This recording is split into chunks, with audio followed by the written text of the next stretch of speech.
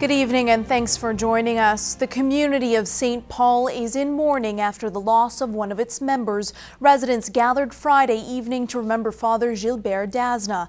Police say he was allegedly shot and killed by John Carlos Quadros in the horrific event that shook the small town last weekend.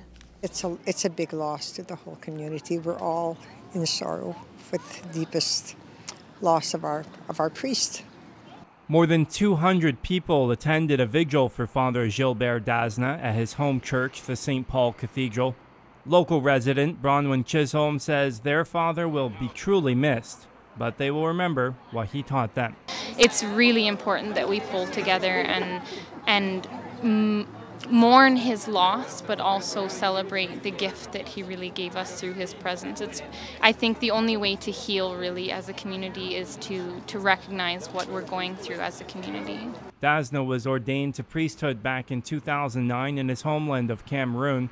He came to Canada in 2011 and had served as the associate pastor at the St. Paul Cathedral. The pastor had made many friends since he arrived. It's actually a big gap in my circle of friends and family. I don't think that gap will be filled. It's actually a big loss. I don't know, it pains a lot to see that he passed away prematurely. When I look at St. Paul, I look at the population in church. It makes me feel so happy. And it makes me believe, oh, he was being loved by people.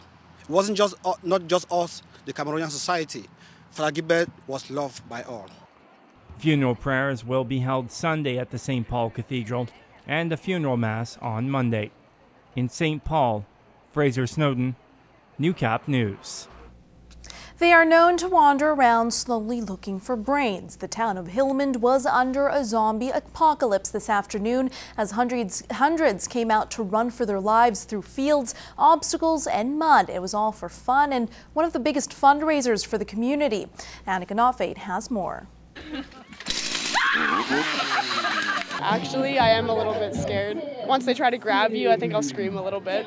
It'll get really real. Well, it's a zombie apocalypse. You got to be ready for it. These zombies were spread out on a 5-kilometer course with 20 different obstacles.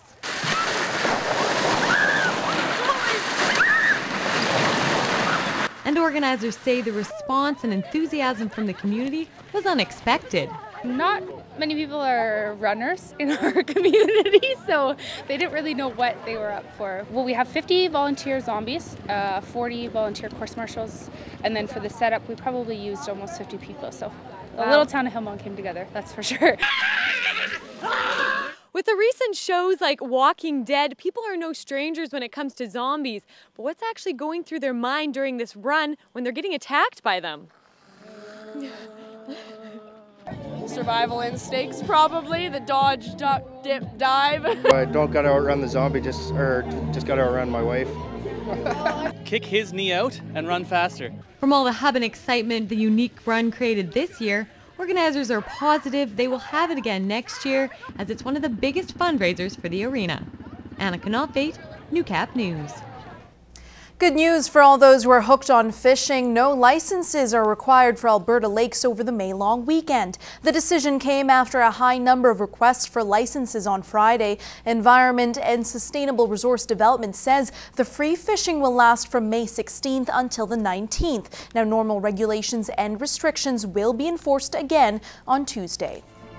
The Lloydminster Twins have solidified themselves as the best team to hit the diamond in the North Saskatchewan River Baseball League. Last year they won their 5th straight title, but this year the chance to go for 6 was almost dashed before the season even started. As Nair Manisa reports, the Twins are back and already thinking about defending their dynasty. Champagne showers, the sign of a championship. The Lloydminster Twins won their 5th straight North Saskatchewan River Baseball League title last year. Now, they are the most decorated team in the league, but this year's season was almost dashed as they found it hard to fill the 20-man roster. We've had guys on the team getting a little older and everyone's been getting busier. I knew something was a little odd, and eventually I started hounding Kevin to see like what's going on. And it seemed like the boys were almost ready to throw in the towel. The Twins were going to take an absence this year, but with the Lloydminster Juniors bowing out, that changed everything. The team picked up 4 players, including pitcher Evan Lodish. But they're losing a big piece of their rotation with the possible retirement of longtime player coach Kelly Hoffer. Hoffer's obviously one of our big bats in the middle of the lineup and plays good defense and a good pitcher, and he's been the head coach, so that's obviously going to be a big loss. We're still hoping to talk him into coming to help coach when he can make it. We'll miss him big time this year, I think, but we have some other guys that'll probably step up. Kevin himself has been in those shoes before, so he should be okay.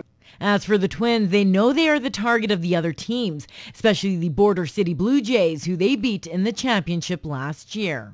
And we definitely get up to always play them because we know how bad they want us, and so we look forward to beating them. I'd like to stick it to the Jays again this year, personally. They're a really good team, and I think this year they're going to have an even better team. Nara Manisa, Newcap Sports. On to the NHL playoffs. After last night, we now know who will be competing in the Western and Eastern Conference Finals. But before we get to our sports department's picks, Nara Manisa updates us on who's leading the way.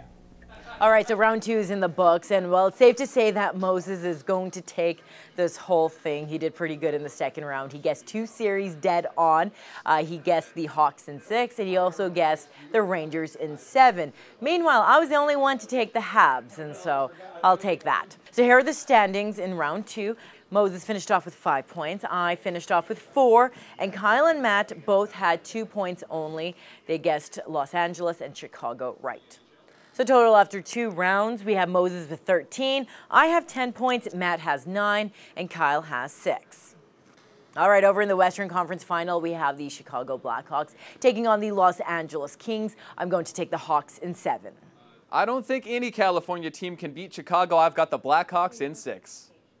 Can't go wrong with the defending Stanley Cup champions. I'm taking the Chicago Blackhawks in 6. All right, over in the East, we have the Montreal Canadiens. Now they are Canada's only hope of bringing the cup back to our country, taking on the New York Rangers, and I'm going to take Montreal in 7. All right, I haven't picked the Canadiens yet, and I'm going to keep going with it. I think the Rangers are going to take it in 6. You got a couple Olympians here. You have PK Subban, Carey Price, Henrik Lundqvist, Carl Hagelin, a rematch of Canada versus Sweden. I'm going to take the Swedes and the New York Rangers, taking it 7 games.